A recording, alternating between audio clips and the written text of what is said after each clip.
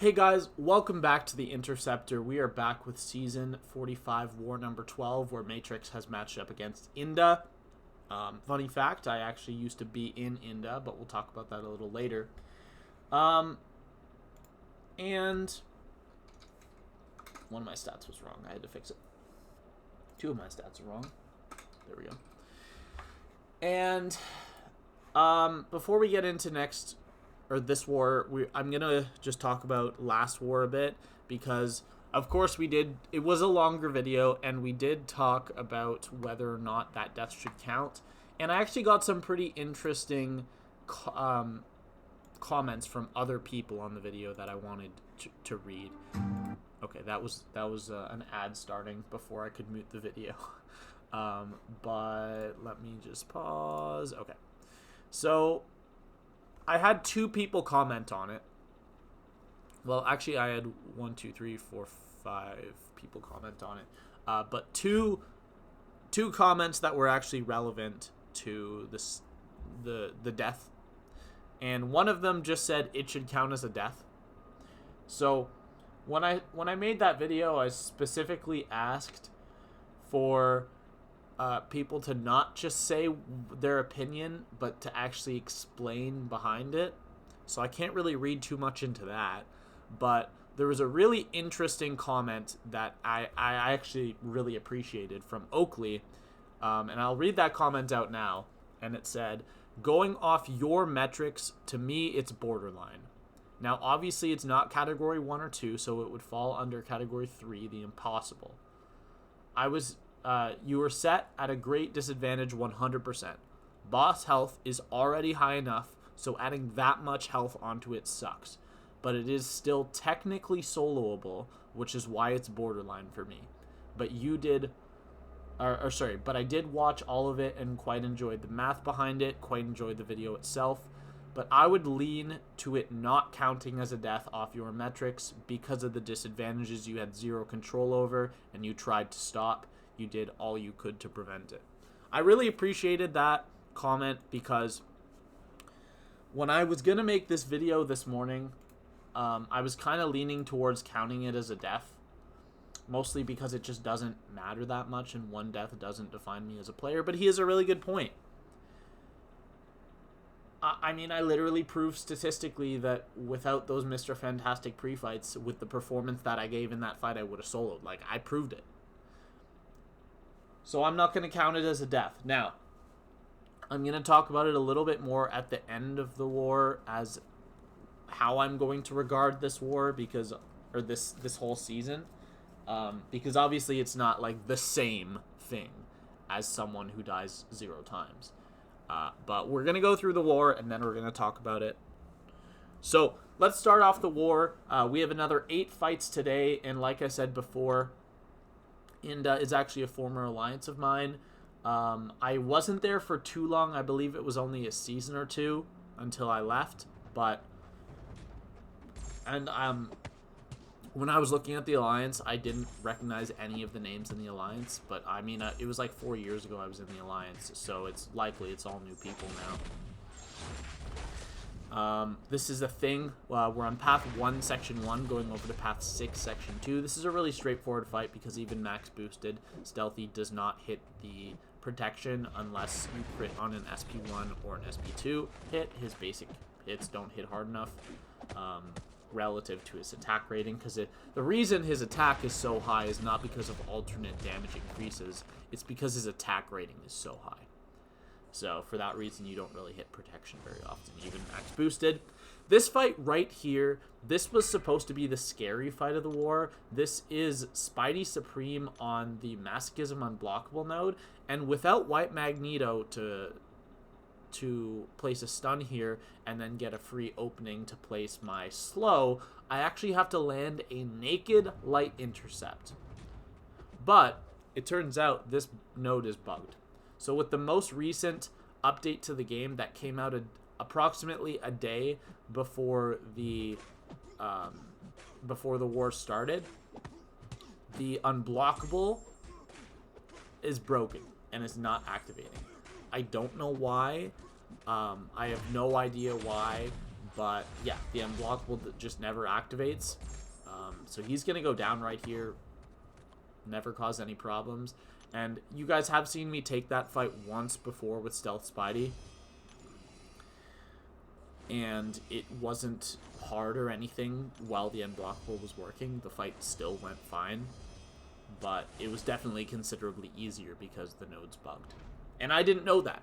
Going into the fight, you saw that I had to land a naked light intercept off the start of the fight because I didn't want to parry or block a hit or hit into his block to make him go unblockable, and I didn't want a medium intercept to activate his miss, so I had to go for a naked light intercept, which I dueled so many times to get it down, or just to practice, but it didn't end up mattering, because after I hit it, I realized the node's bugged, and I could have just parried, dashed back, and parried, and it would have the same effect. But anyways, we have this Kindred on Path 6, Section 2. This is a really easy fight. He's on a nothing node. They probably just placed him here because he's only a rank 4 6-star, and they didn't really want to waste any of the good nodes on a defender that's just going to get destroyed. But here we are going to push in to the final 5%, activate the root, beta heavy attack, throw my SP1, and then as soon as the timer ends, we can hit him and kill him. So that was actually a really, really clean Kindred fight. You'll notice I did hold my SP1 for a bit to make sure I could push to SP2 before I knocked him down, so he didn't throw SP1.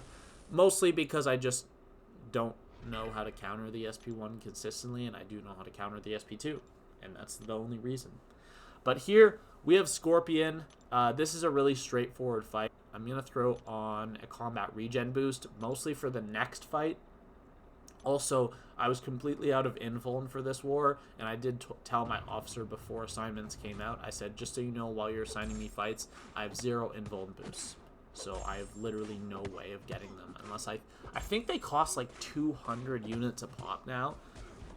So I definitely am never going to spend that. Never. But Scorpion here, I get poisoned right there when I make his evade fail. I guess that's something Scorpion does. When his evade fails, he puts a poison on you. I don't know. Because I had the slow up, I prevented the evade, but I still got poisoned.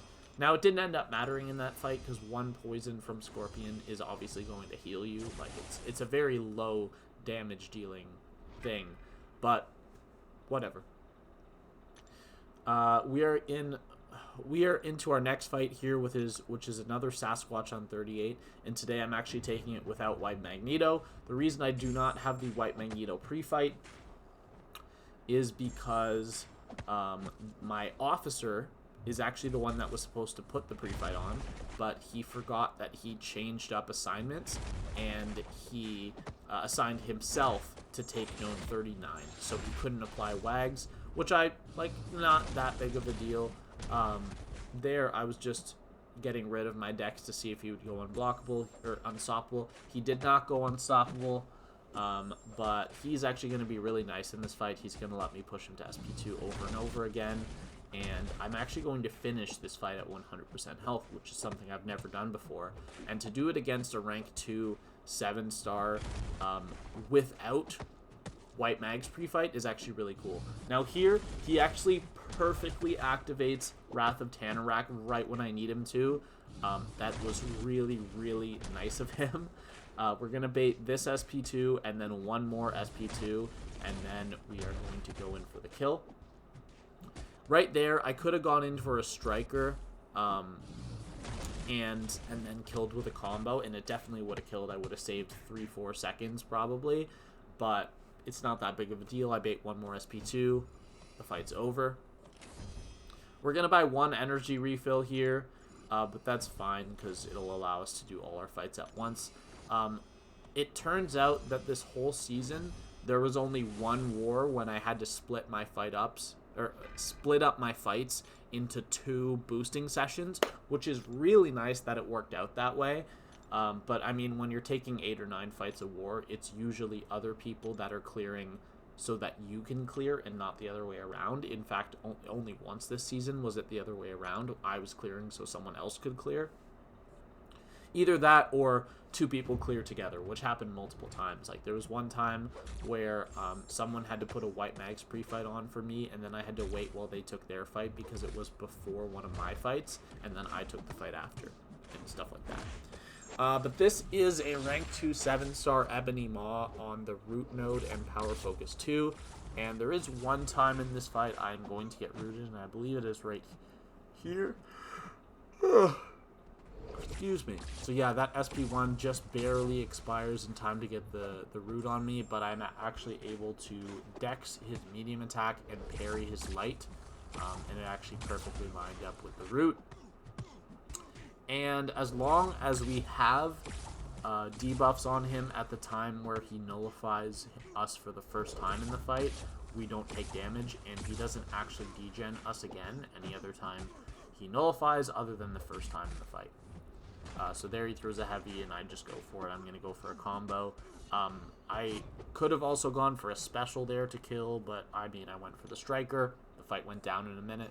Very happy with that, considering the last time I took that fight, Ebony Maw was insanely stingy, threw one SP1, and then didn't throw another special the whole fight. Not even an SP2 when I tried to bait it. So I ended up just hitting him, pushing him to an SP3, and then I was able to chain my combo into a striker into another combo and kill him. But it could have still been sketchy. So here we have our only hood fight of the war. This is rank 5 Maestro on node 49, which is actually a pretty sketchy matchup. But we didn't really have a better option, so I was assigned this. Well, actually, technically, I was assigned Kate Bishop for this fight, and I realized this is going to be a really scary fight with Kate Bishop, so I brought Hood instead. I did discuss it with my officer first, though. And the reason this is sketchy is because, obviously, in this fight, I have no access to combat power rate, so all of the power I gain in the fight, well, first I started off with an SP1 boost, but all of the power I gain in this fight is going to be from either Mystic Dispersion, from my Staggers nullifying buffs, or from my Power Steal off my medium attacks while Invisibility is up. And here he activates Glancing. He's at 7%. I just want him to die. He's so close. Here I'm going to take a bunch of brute force damage. But what I'm going to do is I'm just going to block and spam heavies until he's down, or until the Cosmic Radiation is down. And then after that, I'm able to just kill him. So I need to land one more heavy attack. He did throw a heavy there. Now I just need to bait out one more heavy, and he is going to go down right here. So I actually think that fight went very well because I was expecting a pretty scary fight, and it actually went great. I was very, very happy with that. But this fight I was not worried about whatsoever. I knew it was only a rank 4 Rintrah because I checked. Like, I clicked on the node and I hit Defender. I don't understand Rintrah on the boss. I've taken it twice this season. This is my third Rintrah boss I've taken this season. And it just seems like a dumb boss. I don't get it. I don't get what's hard about it. Because there's so many champs that can take this effortlessly. Stealthy being one of the best ones. Because despite how much damage Rintrah resists, you just do so much damage with Stealthy. But, I mean, Void works. Cassie could work. Kate could work. There's so many options here that are good. I don't really understand Rintrah on the boss, again, as I just said. But you know what? If you're going to keep placing me bosses that heal me the whole fight, then I am going to accept it. Because, thank you. And yeah, Rintrah just heals you the whole fight. From the Ruptures. That you take 0 damage from. And even if you didn't take 0 damage, Rintrah's Ruptures are weak enough that with 3 of them, I would be healing anyways from willpower. But basically, those Ruptures are just going to guarantee that I end this fight with full health. And there's not much to say about this fight. I mean, it's just effortless. I'm playing it super safe, baiting SP1s every single time. If I had to bait an SP2, it would be fine. I would just go really far back and I'd just dex the one hit. But I mean, no reason to push him to SP2 if he's going to throw SP1. And in this fight, I did not have a problem with him not throwing SP1.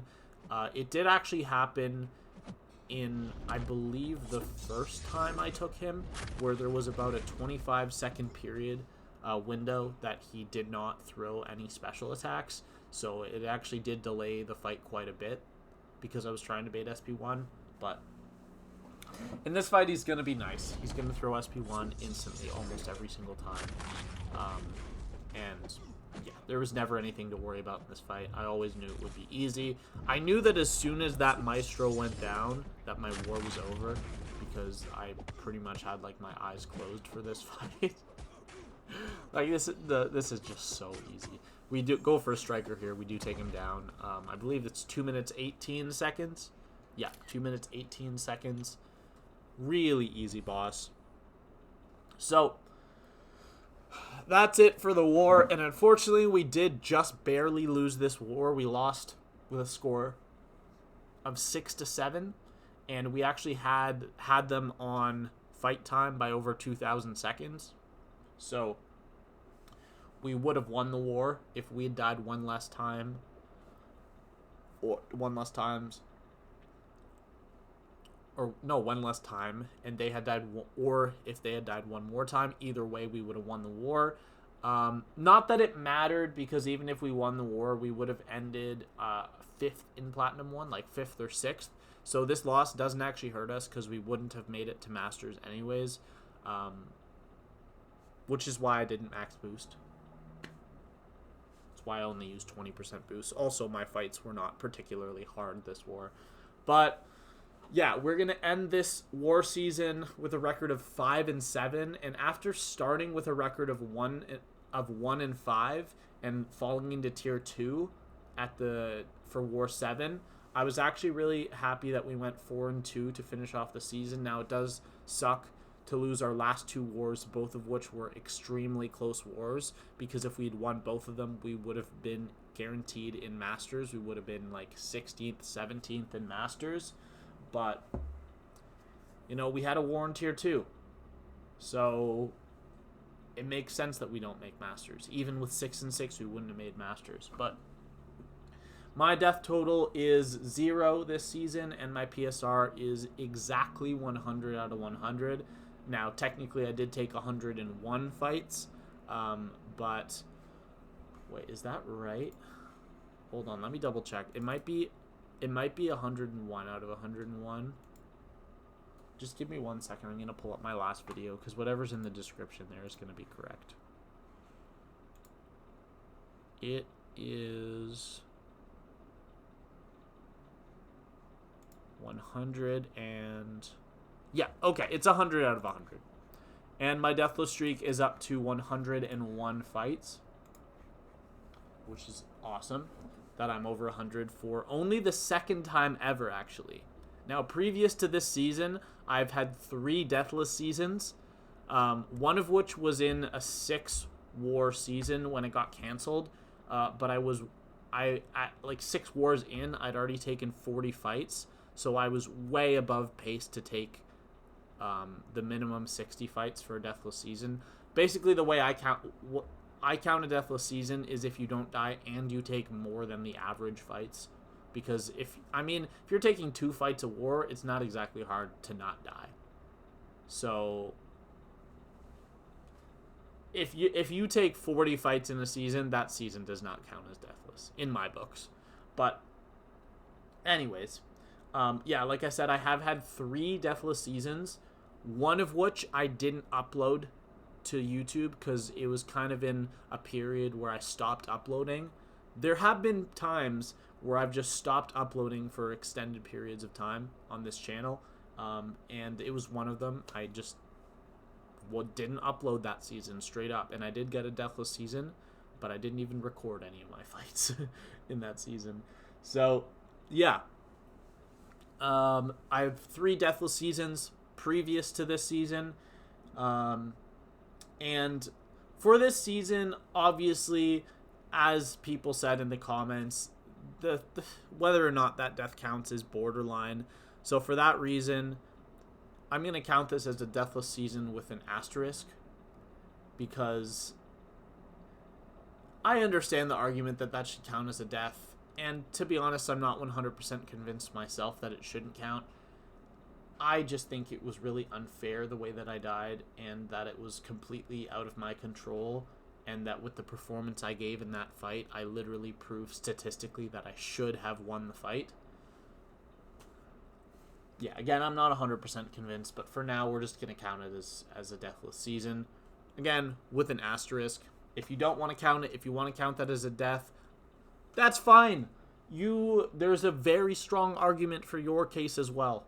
That's fine. I don't really care. Just don't judge me for counting it as not a death. Yeah. Okay. We'll get into that. If someone wants to ask me something about that, I'll go into more detail on a live stream or something like that. But for now, I really don't think that kind of thing belongs in this video. This was a great war for me. I took 0 hits. And in 7 fights with Stealthy, I finished at 100% in all 7 fights. Which is crazy. That's really, really good for me. I finished at full health in every fight. I didn't use a potion. I didn't take a hit this whole war. And the only damage that I took in this war that I didn't heal back was the block damage and the cosmic radiation damage from Maestro. And given that that was Hood's only fight, I'm still super happy about how that fight went. But I'm going to end off the war video here. Thank you guys so much for watching my war videos this season. My videos have been doing better than ever before. Probably because of the consistency in which I've been uploading over the last 3 seasons? 2 seasons? I don't even remember at this point.